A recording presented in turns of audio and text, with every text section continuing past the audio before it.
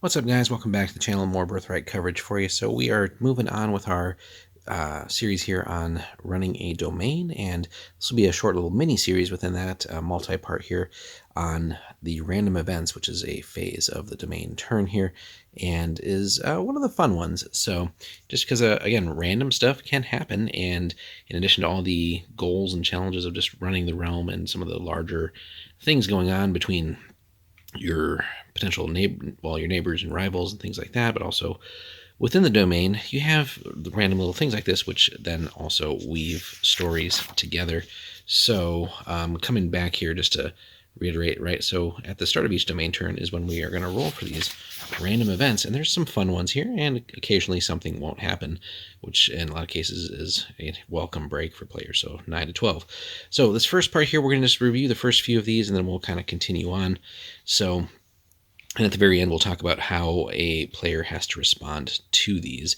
So, and then that the level of response the player decides to dedicate to this then also largely determines the potential success and how it's handled. So a lot of times these little random things, if not treated well, certainly can balloon into larger problems. So starting off here, Blood Challenge, always a nasty business.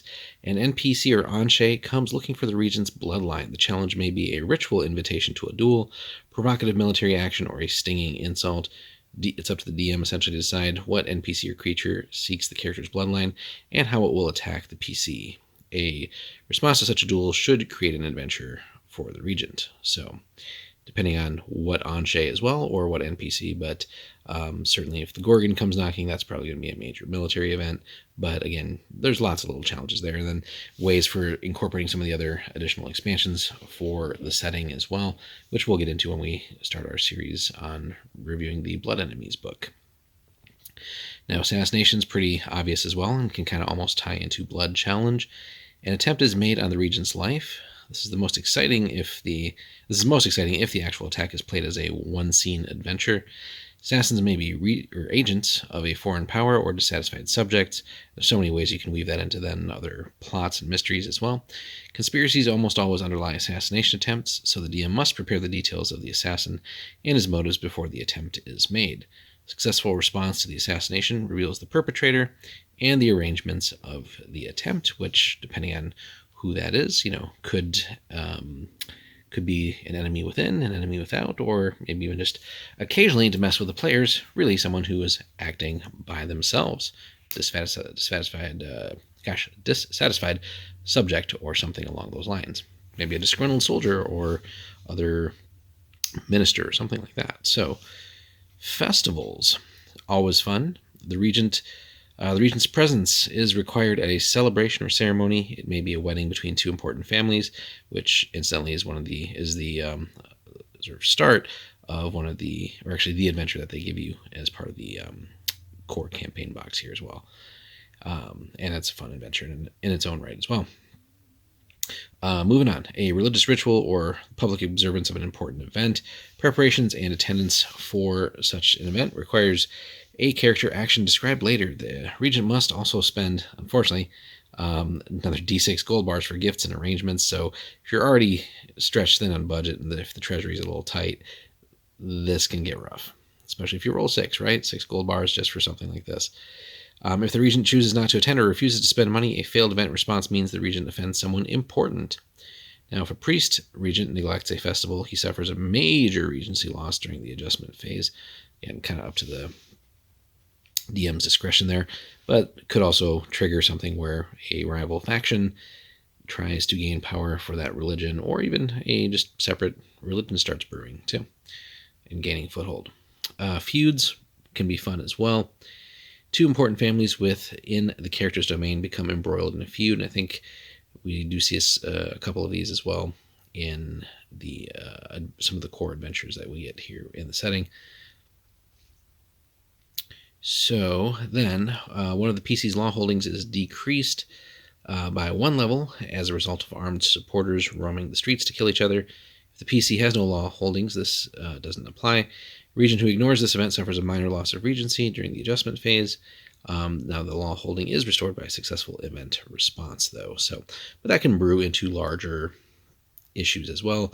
and maybe it's solved now, but maybe it becomes a recurring thing, or somebody else is trying to stir that pot and just cause open rebellion or just other conflict in the realm. So there's so many ways that you can take that as well. Natural event, just random stuff can happen. So on a d6, a 1 through 5 indicates a disaster, and a 6 yields an unexpected boon, such as fair weather for travel, a decline in natural pests, or even a bumper crop, or something along those lines. This can be a cool one, right? Because it just randomly could add d6 gold bars to the region's treasury during the adjustment phase. So, always nice when that happens. Now, equally, though, when the bad stuff happens, like a disaster, this can cause major and potentially ongoing issues.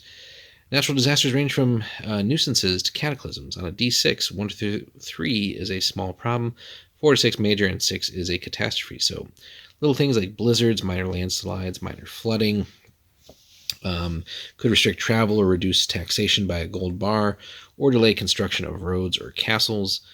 Famines, plagues, major floods, and fires, earthquakes are bigger problems that can qualify as major or catastrophes. And then major disasters reduce taxation by D6. Catastrophes hit D3 provinces for all of their gold production for one turn. So, just like in the modern world, right? Major things like wildfires, earthquakes, hurricanes, etc., tsunami, even whatever it is, in massive blizzard, insane cold conditions, whatever it is. But again, should be timed to the domain's location, just so it isn't something weird or something that shouldn't really happen. But could be even maybe like an unnatural disaster, and maybe get the regions thinking, oh, where did this come from, right? And again, so many other ways that you can take that. And for reference there, you can look at some of like the wizard and priest realm spells and some of the sort of disaster type things that those can cause. So again, a little bit of inspiration to take from those. Minor problems correct themselves automatically. If a regent doesn't successfully respond to bigger disasters, however, all affected provinces drop by 1 level in the adjustment phase, which is rough, right? That sets you back. The cost of a relief effort to correct this loss is D3 gold bars per province. And again, that should vary a little bit depending on the dice. And then the last one for this first part, just so we don't keep this too long, is diplomatic matter. Stuff should happen, right? Or stuff happens here. You gotta attend to diplomatic events. So an ambassador from another kingdom wishes to discuss an alliance, trade issue, other mutual concern, maybe a common enemy, etc. The DM decides who wishes to talk to the PC and the importance of the issue to that character. Now, diplomacy might involve threats and browbeating, or it may be a delicate affair of understatement and suggestion. If the player wishes to conduct the negotiations personally, in other words, role-playing, and that should be rewarded. Quality role-playing should definitely be rewarded here. They must spend an action to do so, though.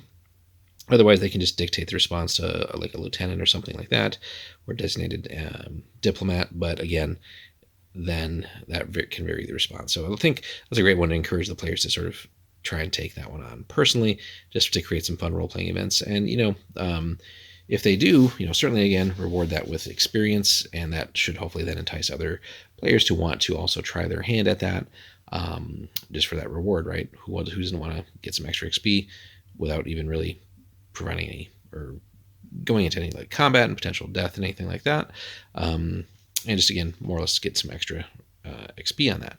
So that's just a sampling of these. Again, there's so many variations that we can do on this to keep things fresh and exciting, but I love that this is kind of at the top of the domain turn, because it certainly gives the player something new to deal with, right?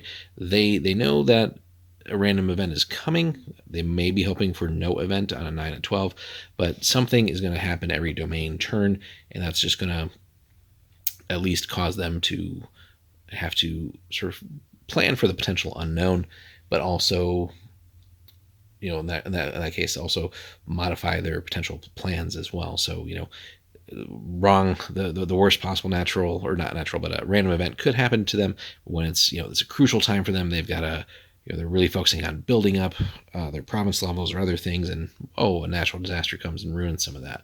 Or we're getting ready for a major campaign and somebody tries to assassinate, whether it's the player themselves, the regent, or maybe a close advisor. But you can start sowing the seeds of suspicion here and do so many things with this. So it's a wonderful role-playing opportunity, but also given the complicated nature of all the political stuff going on in this setting, it just adds to that that complexity and that depth, and really keeps the players thinking and guessing, and really again testing their skills as domain rulers. So let us know what you think of this first part, guys, and we'll be back with more and your thoughts on just these random events. And there's certainly other ways you can incorporate stuff like this into just any D&D campaign. It doesn't have to be Birthright, but let us know your thoughts on this. Comment, like, subscribe. We'll be back with more.